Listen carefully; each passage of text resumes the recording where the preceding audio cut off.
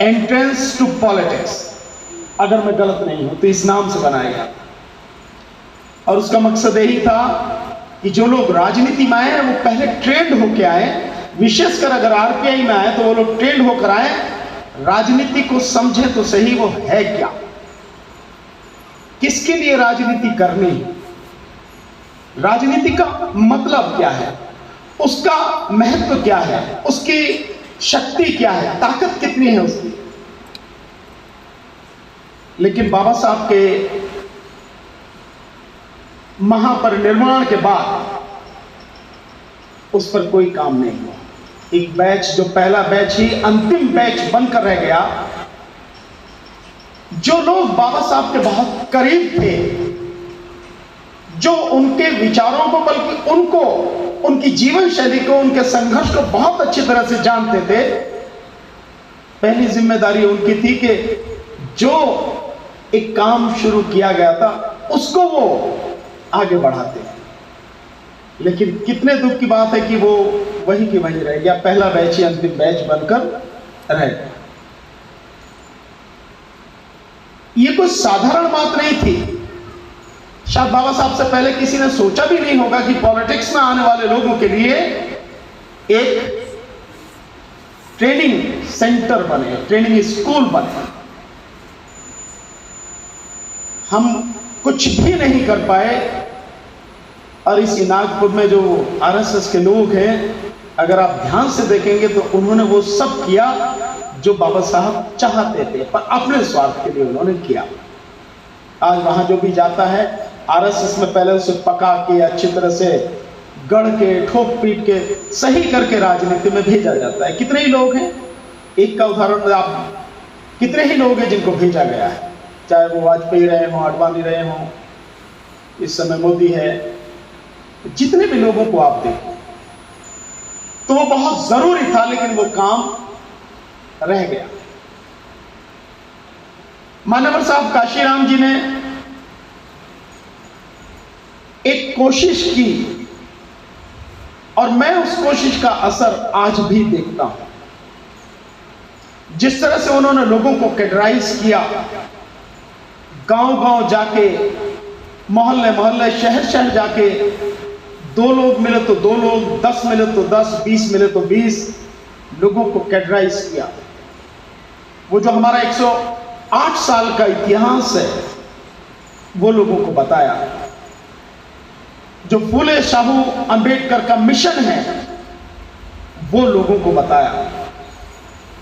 और जिन लोगों ने उस समय मान्यवर साहब काशीराम जी से वो कैडर लिया, आज भी मैं देखता हूं, चाहे वो एससी के हों, एसटी के हों, ओबीसी के लोग हों, वो मिशन के अलावा कोई बात न समझते हैं, न जानते हैं, न करते हैं। लेकिन अफसोस इस बात का है, उस सब के बावजूद भी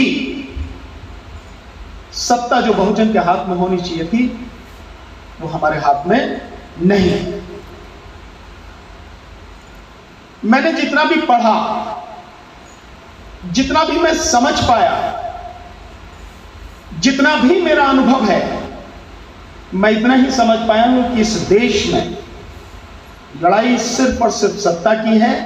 पूरा इतिहास उठा के देख लीजिए, पीछे तक का 2,500-3 हजार वर्ष तक का आप इतिहास उठा के देख लीजिए, आज भी लड़ाई सत्ता की ही तब भी थी, आज भी है, और आगे भी यही रहेगी।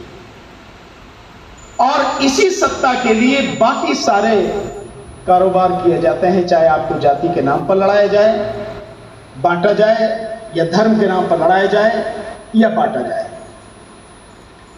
और मैं समझता हूं इसकी गंभीरता को हम इस बात से समझ सकते हैं कि बाबा साहब ने जो कहा था, राजनीतिक शक्ति हर ताले की चाबी। लेकिन किस दौर से गुजर रहे हैं हम, आप इसका एक उदाहरण इस बात से समझ सकते हैं। हम में बहुत लोग हैं जिन्होंने संगठन बना रखे हैं, पार्टियां बना रखी हैं। किसी के पास कुछ नहीं है, जिनके पास था उनके पास से भी चला गया। पर जिनके पास कुछ भी नहीं है, जब उनसे बात की जाती है, इकट्ठे होने की बात की जाती है, तो कहीं ना कहीं उनकी ईगो सामने आती है। 4 साल पहले अम्बेडकर भवन में 2 दिन के लिए हमने इसी तरह से एक सेमिनार किया था। तो हमने लोगों से कहा, हम सब काम कर रहे हैं, कोई कितना भी कर रहा हो, कम या ज्यादा, अकेले हम कभी सफल नहीं हो पाएंगे, इकट्ठे होकर ही सफल हो पाएंगे। क्योंकि जो हमारा विरोधी है वो बहुत आगे है हमसे, उसके पास सत्ता की ताकत तब से लेकर अब तक लगातार है। चाहे आप ही का दल सत्ता में हो, चलेगी उसी की। सत्ता हकीकत में उन्हीं के हाथ में रही। यूपी में हमने सब देखा, नाम बेशक आपका रहे, सब कुछ उन्हीं के हाथ में रहता है। क्योंकि जो कैडराइज लोग हैं वही शायद समर्पण की भावना से भरे हुए होंगे और फिर वही जाके उस कारवां को आगे बढ़ाएंगे। और फिर इसी तरह से 1 से 2, 2 से 4, 4 से 8, 8 से 16, इस तरह से यह कारवां बनेगा। और ऐसे ही लोगों को आगे आके काम करना पड़ेगा जिनमें अपने लिए स्वार्थ की भावना ना हो, जिनमें किसी तरह का डर ना हो। अभी तो लोग राजनीति को समझते ही नहीं है, तो बाकी सारी चीजों को कैसे समझेंगे आप? आरएसएस का हेडक्वार्टर यहीं पे है आपके नागपुर में। उसके जितने पत्ते हाथ में दिखते हैं उससे कहीं ज्यादा पत्ते उसके पास में हैं जो दिखते ही नहीं। एक उदाहरण से समझने की कोशिश करें। अन्ना आंदोलन दिल्ली में चला, बहुत बड़ा आंदोलन हुआ, एक पार्टी निकल कर आई, कुछ लोग निकल कर आए। मुझसे बहुत लोगों ने कहा कि आप इस आंदोलन में जाइए, पर क्योंकि मैं जानता था तो इसलिए मैं नहीं गया। मैंने उन्हें कहा कि आप समझ नहीं रहे हैं कि यह आंदोलन किसका है, यह आरएसएस का आंदोलन है। उस आंदोलन में सारा पैसा, सारे लोग, सारा मीडिया आरएसएस का था, जिससे केजरीवाल का जन्म हुआ क्या, उसे पैदा किया गया केजरीवाल को। और केजरीवाल आरएसएस की ही एक विंग है, बीजेपी की ही एक विंग है। लेकिन आज भी हम लोगों को समझाते हैं, हमारा आदमी तक नहीं समझ रहा कि केजरीवाल किसका आदमी है।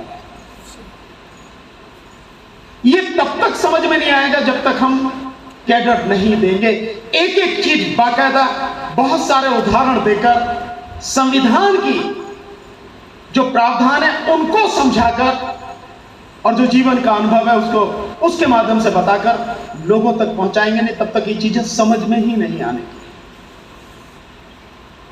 और कहां कहां और बहुत सारी चीजें हो रही है वो भी समझ में नहीं आती।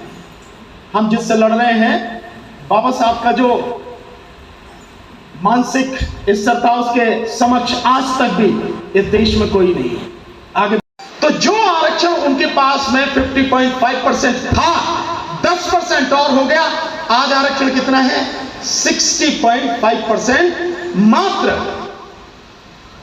15% लोगों के पास आरक्षण है। ये तो सिर्फ दिखाने के लिए है ऑफिशियली। अनऑफिशियली तो SC, ST, OBC और माइनॉरिटी, इसका जो आरक्षण है वो बस जो भरा हुआ है वो 18% से ज्यादा नहीं है। यानी कि बाकी जो है 82% वो आरक्षण उनके पास। हमारा कोई भी नेता, कोई भी सांसद, विधायक, कोई इस विषय पर नहीं बोलता। समस्या हमारे सामने गंभीर है और मैं ये मानता हूं कि इस समस्या को समझकर समाज के जो ईमानदार, योग्य और कर्मठ लोग हैं, उन्हें किसी का इंतजार किए बिना अपने आप आगे आकर काम करना पड़ेगा। जब तक हम ये नहीं करेंगे, जब तक सत्ता तो बहुत दूर की बात है, हम अपने हक को भी बचाए रख पाए, ये भी लगभग असंभव है। हमारी आंखों के सामने, सबके सामने हमारा सब कुछ, इतने बड़े समाज का सारा हक छीन लिया गया है। आप कहीं जाइए, किसी जगह आपको कोई रिलीफ मिलने वाला नहीं। तो समस्या हमारी है, समाधान भी हम ही को निकालना पड़ेगा, कोई दूसरा नहीं निकालेगा। और शुरुआत इस तरह से मैं समझता हूं होनी चाहिए, ईमानदार लोग जैसे मैंने कहा वो आए, अपने जैसा साथी ढूंढे। एक भी शुरू करेगा और दूसरा मिल जाएगा, ये कारवा बढ़ता चला जाएगा। पहले आपको लोग नकारेंगे, आपके घर के ही लोग कहेंगे क्या आप पागलपने की बात कर रहा, कुछ होने वाला तेरे से क्या होगा। कहते ना हमारे एक कहावत है, अकेला चना कहां भाड़ फोड़ेगा। लेकिन किसी ने एक बढ़िया बात कही कि नहीं, भाड़ तो नहीं फोड़ेगा अकेला चना, और अकेला चना आंख तो फोड़ सकता। एक व्यक्ति शुरू करेगा, निश्चित रूप से आने वाले समय में अगर ईमानदारी से किया गया, सही तरीके से किया गया, कारवां बनेगा, काफिला बनेगा। हमारे लिए तो बाबा साहब एक उदाहरण है, और किसी उदाहरण की हमें जरूरत क्या है। और फिर इसके आगे चलो आप तो मान्यवर साहब काशीराम जी का उदाहरण है। लोग कहते हैं, जिससे भी बात करो, राजनीति बहुत पैसा चाहिए। मानता हूं पैसा चाहिए, लेकिन अगर सिर्फ पैसा ही चाहिए होता तब तो फिर आज आप और हम लोग जो आके बैठे इनमें से कोई भी नहीं होता। और इस दुनिया के दूसरे नंबर के सबसे अमीर व्यक्ति ने कहा कि आप कोई भी काम करें, उस काम को करने के लिए जो आप योजना बनाएंगे, तो जो मैनेजमेंट है वो मैनेजमेंट 83% होता है। 100 में से 83% जो महत्व है वो मैनेजमेंट का है। पैसे का योग मात्र 7% का है। लेकिन शायद हम जानते नहीं, हम समझते नहीं, या करना नहीं चाहते। और मैंने देखा है कि लड़ाई लड़ने से पहले हम लोग हार के बैठ जाते हैं, इसीलिए न लड़ पाते हैं, न ही कोई परिणाम हमारे सामने आता है। कम से कम शुरुआत तो करें। जो प्रयास आपकी तरफ से है, और मुझे ये जानकर बहुत खुशी हुई, आदरणीय मोरेश्वर नगराले साहब, उन्होंने जो काम किया है, पहले वो अकेले थे, आज उन्होंने बताया कि उनके साथ में 3 और साथी जुड़ गए। मुझे उन 3 साथियों के नाम उन्होंने बताए, लेकिन इस समय मुझे याद नहीं है। मैं बधाई देना चाहता हूं नगराले साहब के साथ में उन तीनों साथियों, चारों को। आप बहुत अच्छा काम कर रहे हैं, आप कीजिए।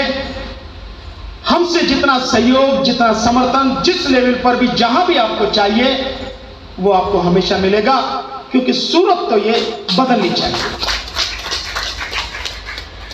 पर इसके